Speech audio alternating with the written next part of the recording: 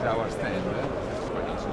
The perimeters we find are the more and more heterogeneous and complex, and we have the more and more data to be analyzed. So the traditional way, so basically the purpose and the fil rouge is defend against complexity. Even if an operator has to protect a Minister of Defense is presenting what does it mean. Basically, the basic system is artificial intelligence to calculate dynamically business continuity or for defense mission continuity. So thanks to artificial intelligence, we suggest the operator what to do. The presidential principle that you have put as a basis for programming. The department has to be attacked, the logical network, in just one view. What is specific of this product is the virtualization of. Tomorrow you will bring as well the data to be taken. So that we will define it. Italiano.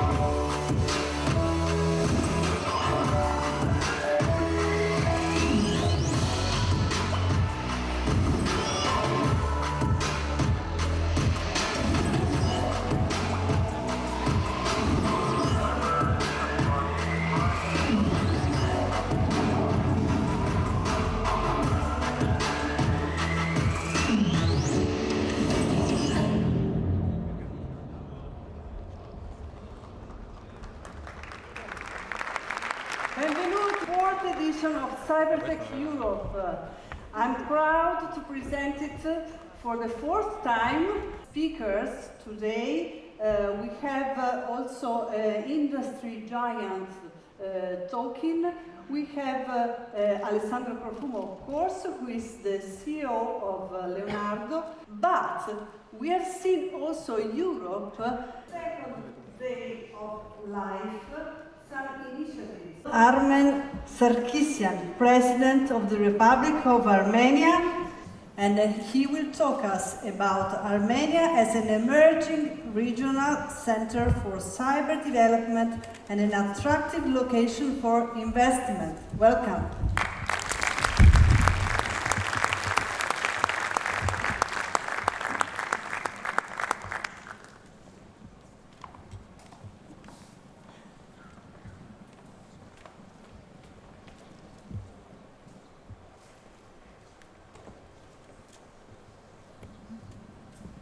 Thank you very much, Barbara. I was asked to speak about Armenia as one of the best places to look for developing mathematical modeling, artificial intelligence, and also, of course, cybersecurity and any science technology related to Armenia. But I was also asked to speak about my upcoming book, which is named The Quantum Behavior of Global Risks. I'm former professor of theoretical physics and relativistic astrophysics, but quantum behavior of global risk is not about quantum mechanics or quantum computing. It's living a life of a scientist and businessman and then a politician. I realize now that we're living a huge change, historic change. I think this world that we're living today is completely different than we lived 10, 15, 30 years ago. And it's not just we are living in the 2000 and beyond, but the changes that have accumulated during the last 100 years are making our life completely different. But when I heard some of the colleagues here speaking about fascinating issues related to cybersecurity, I decided that probably I will not speak about the book. The book will come out and you will find what my ideas were. And there was ideas that when analyzing the behavior of humans on this planet, in 20th century, when we are all interconnected, when we act with the speed of light, when a lot of things are behaving not classically, and a lot of things we don't understand, because we are trying to look at the new world with the eyeglasses of the old world, the classical world, then probably you will judge my ideas interesting, innovative, or not. Listening to colleagues here, I would like to think that maybe I will make a couple of comments and we'll title it Reflection, because it is just reflecting what I heard here. Because when I heard several speakers speaking about trust. So these are people who are in solid science, technology, digital programming, and they speak about an emotional thing, trust. Why? So the title will be Reflections, and the first paragraph I will call it Thank You. So I'll start thanking the Italian government for this invitation and the Undersecretary who was here. And I would like especially to thank Leonardo and Mr. Alessandro Profumo for this invitation of being here and enjoying listening to and seeing the achievements of cyber technology, which is very important. Indeed, the world has changed, and I will tell you things that are obvious, trivial, but they are important in order to have our overall view. Because our colleague from Accenture was speaking about the generation that starts from the year 2000. Yes, indeed. Every child born starts discovering the world, but the child born after 2000 is discovering two worlds, not one. The one which is the material world that we all live, which is a classical world, will drive with a velocity much lower. All activities are classical. The laws of classical physics, Newtonian physics, apply. But we also live at the same time a non-classical world. And the young child discovers this world. Because one of the first things or channels of discovery is the iPad or a phone that they get from day one. And amazing things happen. For example, for a 2-year-old child, when it starts its life with an iPad, then the child gets a book. One of the first conclusions of the child is that the book is a broken iPad. Because it doesn't work. You try to use your finger. So the child from age 1, 2 lives in two worlds. One is the classical world and the other one is the virtual world, digital world. And it goes on and on and on. We live in a world that you can write music without knowing notes, using the same digital tools. You can paint the painting or design a house without having, and successfully, without having classical education, neither in arts.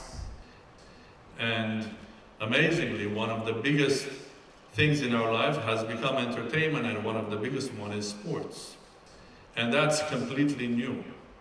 And I can give you hundreds of examples how in sports, for example, football has become a global phenomenon thanks to digital, thanks to the new life. You go to Mongolia or to Chukotka in the north of Russia, you find boys and girls wearing Manchester United and Barcelona, and they watch football, Barcelona against Real Madrid, and they fight each other because of one believes in one and the other one to another. Or a month ago, Roma, the football club here, signed someone whose name is Henrik Mkhitaryan. He's the captain of the football club of Armenia. Thank you very much.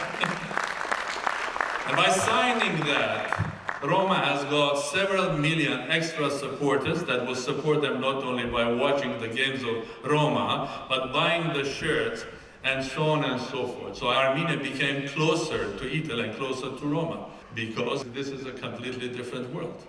And it goes further because the most exciting entertainment is not even football, it's not even Game of Thrones. The most exciting is the one that is interactive, the computer games.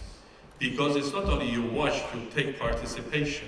And the amazing thing happening now is that worldwide, there are two activities, human activities, that are getting closer and somehow they are merging. And don't be amazed because whatever I will tell you, you know already. It's entertainment and politics. Because politics has huge part of it as an entertainment, and because of that, and it has direct impact and connection to the public. And that's not amazing that we see more and more politicians who are, by their nature being talented, are using the tools of entertainment and communication with the social network very successfully, bypassing traditional institutions, political parties, organizations, and being successful with the public directly. And it's not amazing that you get in a place like Ukraine, president who was playing the role of the president before in a television series, because it's all the features of the new world. And how do we do with our traditional values, for example, democracy? Because the democracy that we see now emerging is a daily democracy, is a real-time democracy. It's not a democracy that you have to exercise your right once or 3 or 5 years and go to the polls and elect a parliamentarian or a president or a prime minister. But it's through social network, you exercise your right every day. And what happens then? What happens then? That we see a lot of examples when the classical democracy, which is in the parliaments and organizations, sometimes has a conflict with the real-time one, which is exercised on the Facebook every day. The politician who was popular is not popular now, parties losing us. So we are emerging a completely new world. And do we have to be afraid of that? No. This is where the word trust comes as well. Why cybersecurity is important here? The cybersecurity is important because so much effort has been put in a form of money, in a form of research to fight with the digital tools, fighting sort of a material issues, which is the protection of a data for the individual or a company, or protecting data for infrastructure, or protect the infrastructure. But the reality is all of this talent and knowledge tomorrow will be needed in order to protect further the social society and the human society in the world, because one of the cyber threats or hacks in our time is the fake news. So what is a fake news? It's the same hacking of truth. So if I take the values, real values of cybersecurity, which is confidentiality, integrity, and availability, am I right? And then it should be applied also to our social life. And here it comes. We ourselves living not one but two lives. The one, which is the real, classical one, and the other one, where we live, is not classical at all, it's a quantum one. Because our speed of movement is with the speed of light. Interaction is multi-interacted. The principle of uncertainty works there. It's a statistical body, and it's in an environment which is not regulated. There are no institutions, there is no United Nations, there is no regulation, and so on and so forth. But we live, and more we're going to live in a virtual life rather than the material. And of course, the virtual life, in the form of a risk, and a global risk, will have direct impact on our material life as well. So welcome to 21st century. Welcome to the mixed life, which is gradually going to become more and more digital. And of course, as our colleague said from RSA, the digital makes risk accelerating. Indeed. But it's not only that the digital accelerates the risks, it changed the whole nature of a risk. This is where I try to explain in my book the mathematics of how the global risks, they behave, because they are digital in many ways, or connectivity, humans themselves even, start acting like elementary particles. So the behavior and the global risks, they become quantum. So in order to understand how we are going to live in this new world of double life, or even more and more in the digital life, and will not be shocked with the acceleration of risks, we should try to understand how the life, human life, works in a digital world, not classical. Now I would like to go again to Mr. Brzezinski, if I'm not mistaken, from Accenture, which said He gave this nice presentation of 19th century, 1920 and 2020. It's interesting because he had this story coming to recession and so on.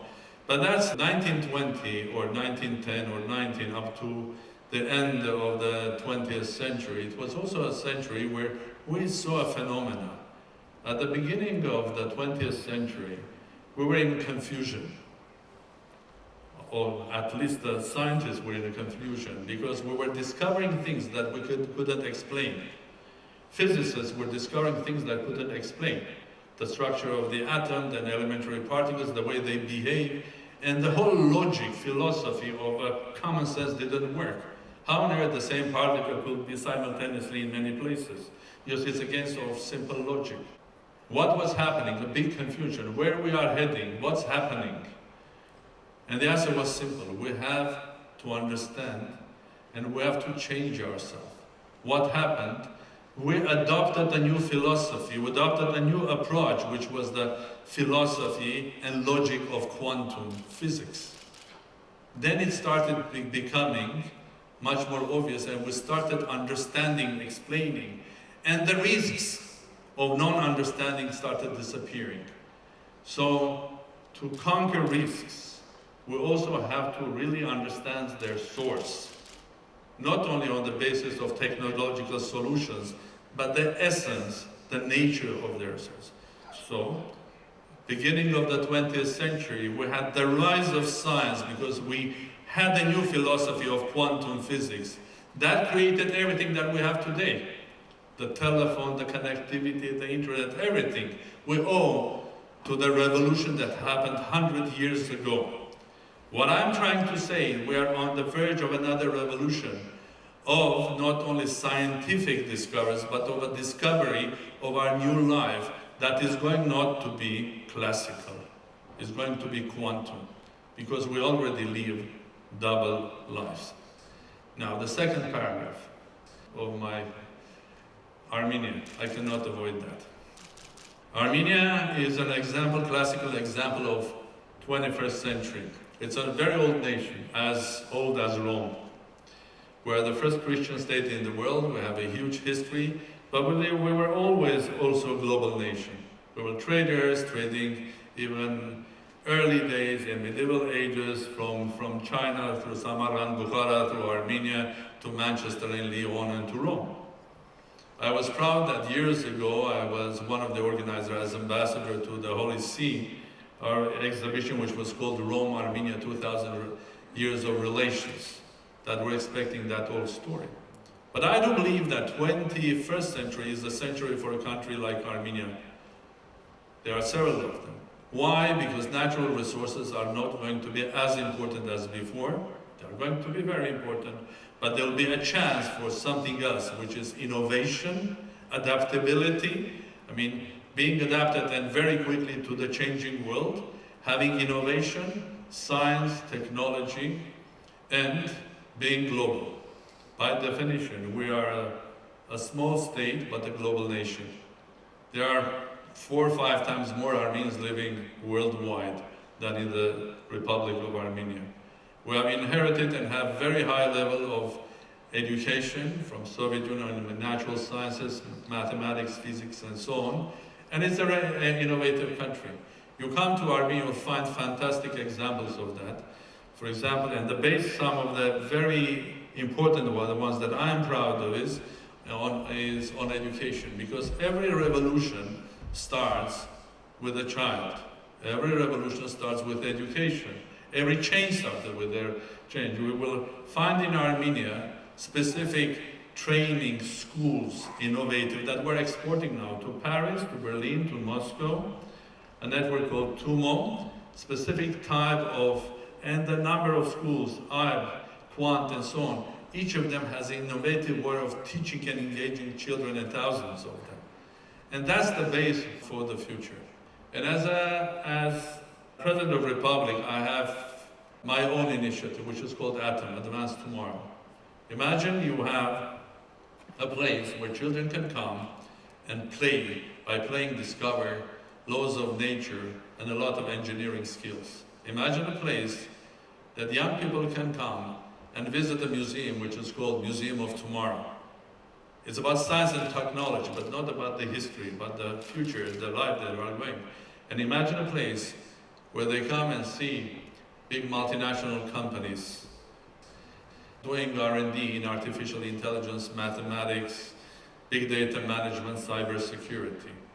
And then a platform where the Armenian American University, Russian University, French University, and others cooperate on R&D.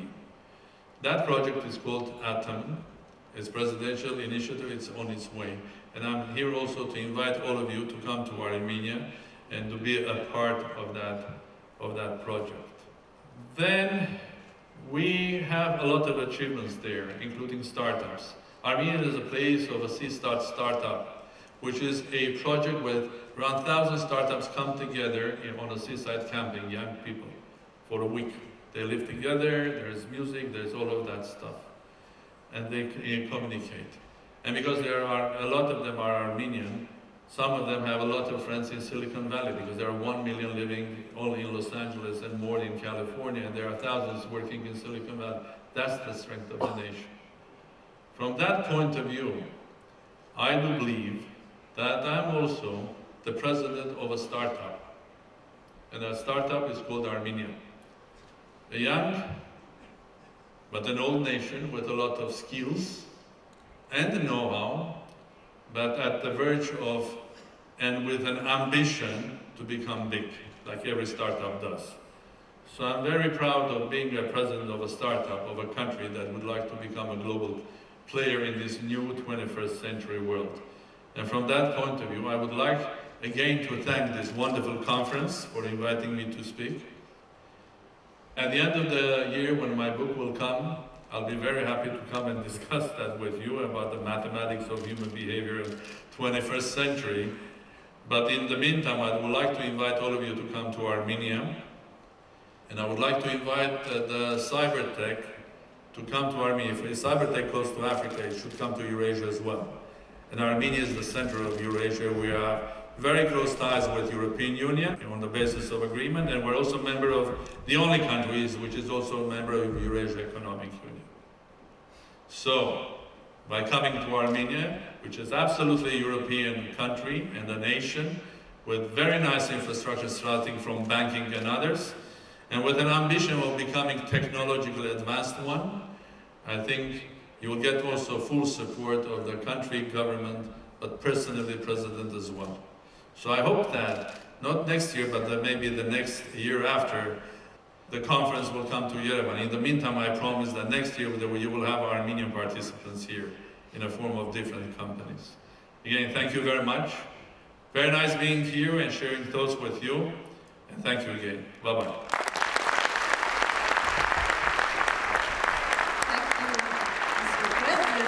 This is the way we like, and we need to hear leaders of government to talk.